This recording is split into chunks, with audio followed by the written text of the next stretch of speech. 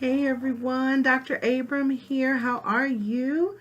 I just wanted to take a few minutes and just highlight some key things about developing your thesis. So many of you have started writing, you know the direction that you want to go in, but it's a little unclear. And so some of my comments and my feedback on your first draft might kind of allude to what exactly are you doing here? Where's your thesis? Where are you going with this? So if you see those kinds of comments, I just wanted to take a minute to just explain what I'm getting at, okay? And so your thesis is where you tell your reader what they're in for, okay, what you're writing about and what you're proposing as a measure of solution, a way forward for the situation, for improvement, for increased results, or what have you. That's your charge, right? So you all are doing graduate projects and you have to go beyond identifying the issue. It's not just a report on a current event, right? It's not just a book report on some concept. But what you are doing, you're identifying a reality and you're offering a way forward. You're offering some type of solution based on the scholarship and the research that you will do and present in the rest of the project. And so the thesis needs to be very clear in the beginning so that your reader knows exactly what they're about to engage as they go forward in your project. So here's a little trick that I use to help me develop a thesis statement. The TH, right, for thesis, TH. And I use the words there and this. So for the thesis, you need a there and a this, TH. So what do I mean by that? Here's an example.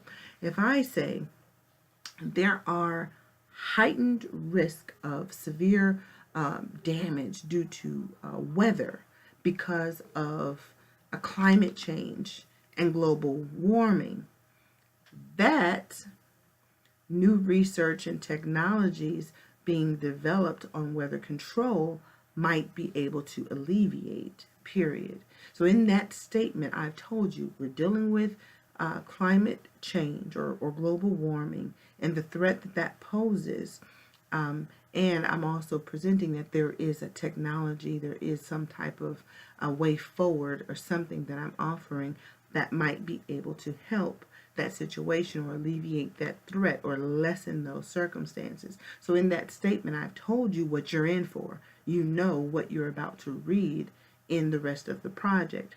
And so you need to provide your reader with that kind of information about what you're doing. So for example, you might say,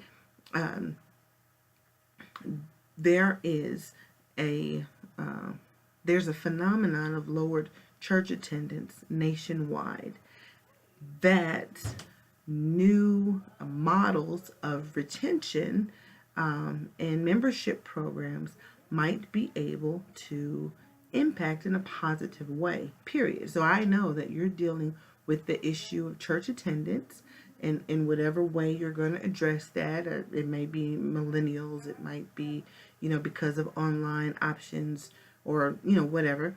I know that you're dealing with church attendance, and I know that you're offering some type of way to impact those numbers in a positive way to increase that church attendance based on some type of program or some type of model for retention and retaining membership that you're going to present.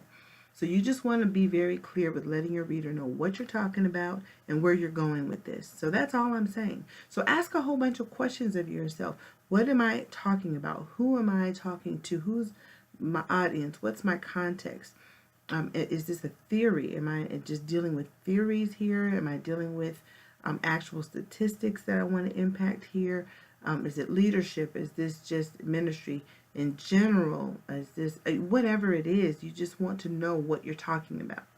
Because if I read and I'm, 4, 5, 6 pages into your paper and I'm still unclear on where you're planning on going with this, if I'm still trying to answer the so what question, right? That you present the phenomenon, you present the situation, the reality that's happening. But I'm saying, okay, so what? So why are you writing about this? What are you offering? What are you proposing? What's the point of me reading this? What are you providing? If you haven't answered the so what question, your reader is still kind of wondering what this is all about. And it's hard for me to get excited about going forward to see what you have to say.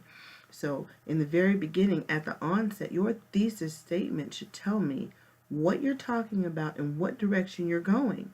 Okay, so then I say, okay, I know what I'm in for, and I'm looking forward to reading the rest of your research and how you went about arriving to the conclusions that you're going to share at the end. So when I talk about thesis, that's kind of what I'm talking about. If it's still unclear, listen, email me, call me, come by the office and see me. I'm available.